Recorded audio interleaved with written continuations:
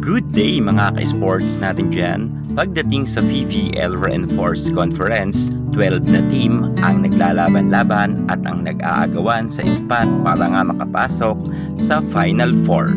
Ngunit, hindi naman kinakailangan talaga na lahat sila ay makapasok. Sa dami talaga nila ay meron at merong malalaglag. Ngayon, ating pag-uusapan kung sinong team ang delikadong-delikado na at wala na talagang pag-asa tayong nakikita na makakapasok sila sa Final Four.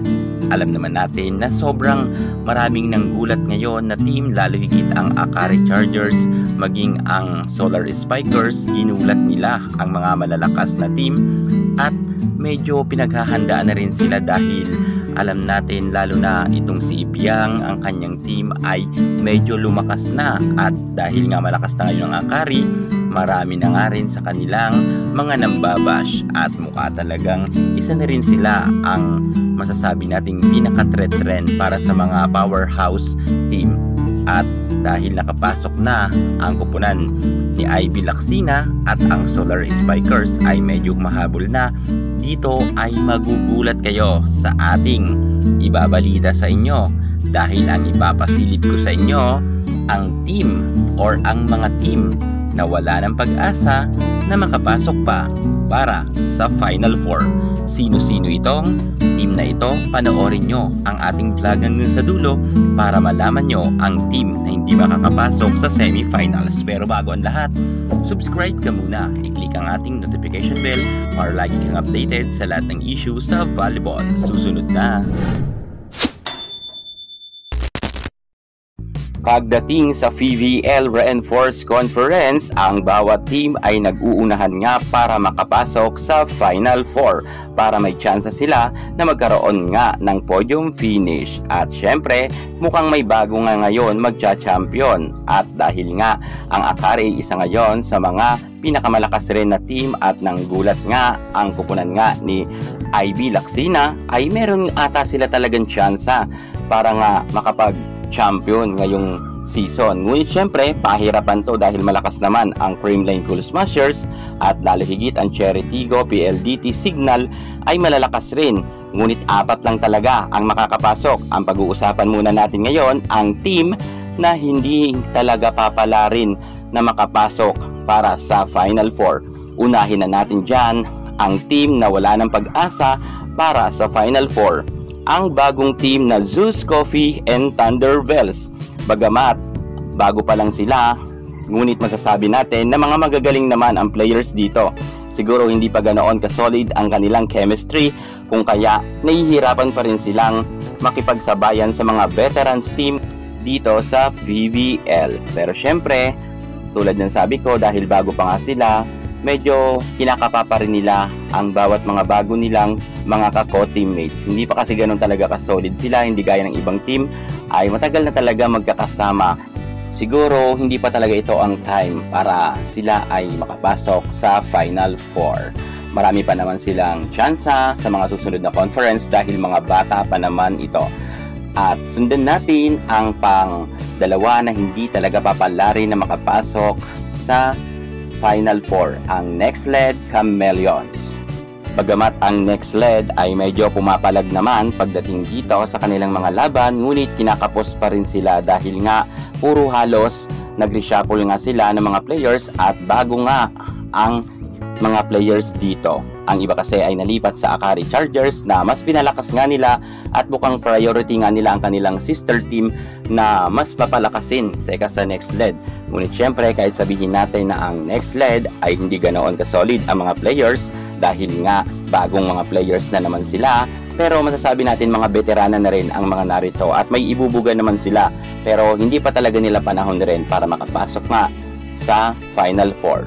Next season or next conference baka sila naman ang palarin, pero sa ngayon ang kanilang sister team na Akari ang sure tayo na papasok sa Final Four. Dumako pa tayo sa pangatlong team na hindi rin papalarin na makapasok nga sa Final Four. Walang iba kundi ang Galleries Tower High Risers. Bagamat ang Galleries Tower ay marami rin ngayon mga bagong players na ni-recruit at mukhang malalakas naman at pumapalag nga pagdating dito sa kanilang mga games, ngunit kinakapos pa rin sila dahil nga ito sa chemistry. Kapag bago pa kasi ang team ay hindi natin masasabi na magiging solid pa talaga sila kahit sabihin natin mga star players to, mga galing sa NCAA at UAAP. Ngunit kapag bago pa lang silang mga magkakasama ay hindi pa yan masyado nagkakaamuyan nga ng kanilang mga gagawin sa loob ng court at minsan nag-scramble nga sila kung kaya yan ang mga nagiging dahilan sa mga baguhan na team kung kaya palagi silang natatalo. Siguro sa mga susunod na season ay baka umangat na rin ang kanilang standing, pero sa ngayon sure tayo 100% na hindi nga makakapasok sa Final Four ang Galleries Tower High Risers. At dumako naman tayo sa nakakalungkot nga na team, ang paborito rin natin, walang iba kundi ang Choco Mucho Flying Titans. Yes po, masakit man pakinggan sa inyong naririnig, lalo sa mga fans ng Choco Mucho, 100% hindi talaga makakapasok ang Choco Mucho para sa Final Four. Nakakalungkot ka lang isipin dahil nga medyo masasabi talaga natin na bumagsak nga ang kanilang standing. Simula nga nang nawala ang ating Sisi Rondina ay lumugmok na talaga sa kangkungan ang team nga ni Boss Dina Wong.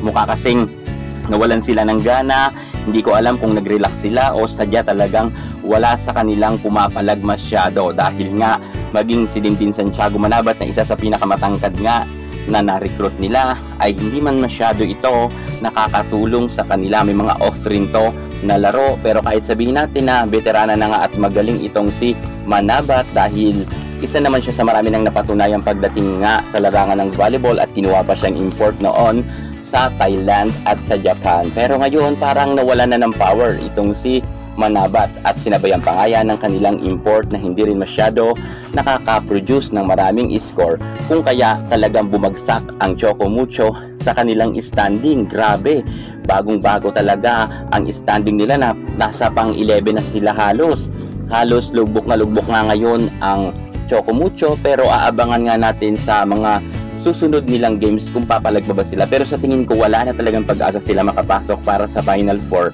Siguro next season na lang kapag nariyan na si Sisi Rondina, bawi na lang sila.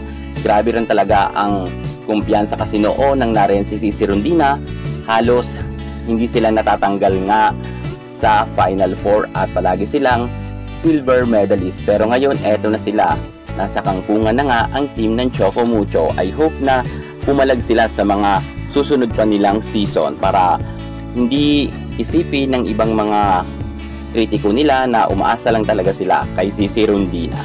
Kaya sana sa next season pag-igihan nga ng Choco Mucho. Pero sa ngayon hindi talaga sila makakapasok para sa Final Four. At masakit man para sa mga fans ng Choco Mucho, tanggapin na lang natin na hindi nga makakapasok ang Choco Mucho ngayong conference sa Final Four.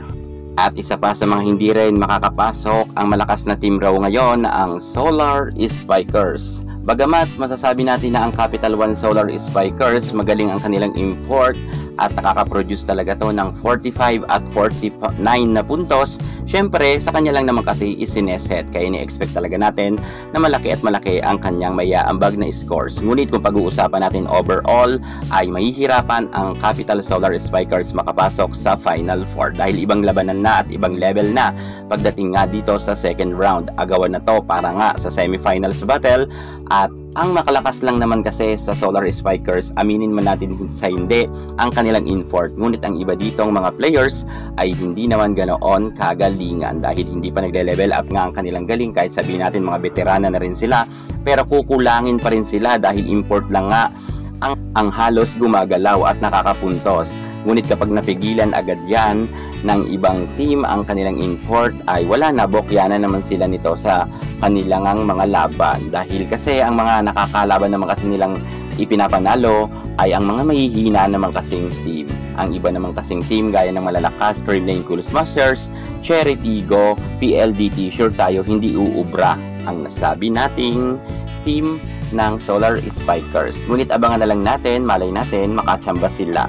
At dumako naman tayo sa isa pang team na wala na rin pag-asa, ang Farm Fresh Foxies. Bagamat ang Farm Fresh ay isa rin sa masasabi natin promising nga na team, pero sa ngayon wala talaga tayong sign nakikita para nga sila ay makapasok sa finale dahil nga sa kanilang galawan sa loob ng court ay medyo nga malamya at halos mababa rin ang kanilang standing pagdating nga sa ranking, kung kaya nga napasama sila sa bottom 3 na mga mahihina nga na team. At dahil dyan mga ka-sports, inyo nang nakilala ang ating top 6 na wala nang pag-asang makapasok sa Final 4. Ang Capital One Solar Spikers, Chocomucho Flying Titans, Galleries Towers High Risers, Nextslide Chameleons at ang bagong Zeus Coffee Thunderbills. Sa ating vlog na ito ay inilabas na natin ang top 6 na wala ng pag-asa dahil yun talaga ang ating nakikita, at yung 6 naman na team na hindi natin nabanggit, sila nga ang may tsansa na makapasok para sa Final 4 at mag-aagawan talaga sila sa spot nga at sa ranking para sa finale. Yan muna ang pinaka-latest natin sa mundo ng volleyball. Thank you so much. God bless.